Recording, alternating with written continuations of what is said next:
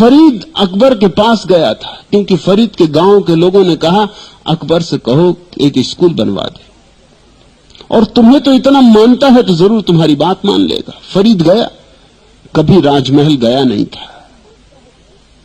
जब कभी आना था तो अकबर खुद आता था उससे मिलने।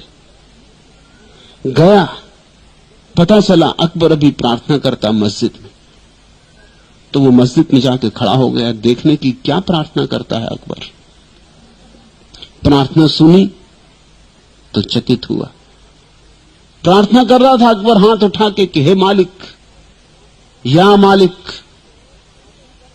मुझे और धन दे और दौलत दे, मेरे साम्राज्य को बड़ा कर।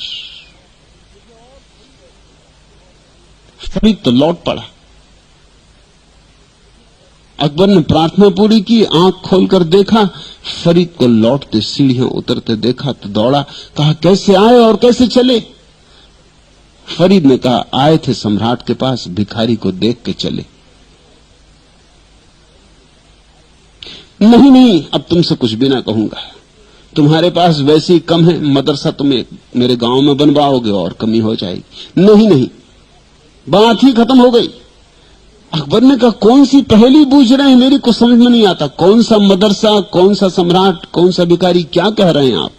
फरीद ने कहा आया था गांव के लोगों की बात मानकर कि एक स्कूल खुलवा दें, मगर यहां मैंने देखा कि तुम अभी भी मांग रहे हो कि हे परमात्मा, हे मालिक, और धन दे और दौलत दे, मेरे राज्य को बड़ा कर। तो फिर तुमसे क्या मांगना। फिर मैंने सोचा कि जिससे तुम मांग रहे हो उसी से हम भी मांग लेंगे। अगर मांग नहीं होगा तो फिर बीच में और एक दलाल क्यों लेना।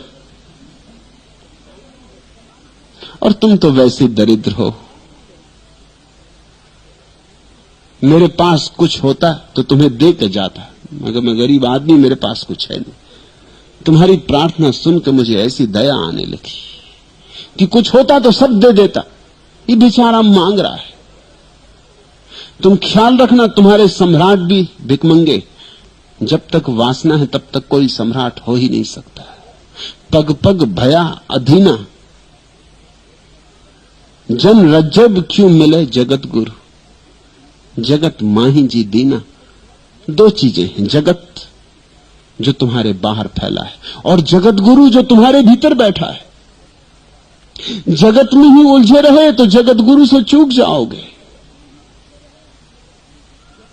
और असंतोष जगत में उलझाए रखता है, संतोष जगत से सुलझा देता है। और जैसे ही चित्त सुलझता है जगत तक जाओगे कहां फिर। जब जाने का कोई इच्छा न रही, वासना न रही, कोई असंतोष न रहा, कोई अतृप्ति न रही, तो कहां जाओगे फिर। होगे तो कहीं, तब तुम अपने भीतर होगे, तभी तुम गोविंद के रस में डूब जाओगे। जगत गुरु भीतर बैठा है, जगत को बनाने वाला भीतर बैठा है। बस इतना ही करना है। एक छोटा सा सूत्र, असंतोष को संतोष में बदल देना है।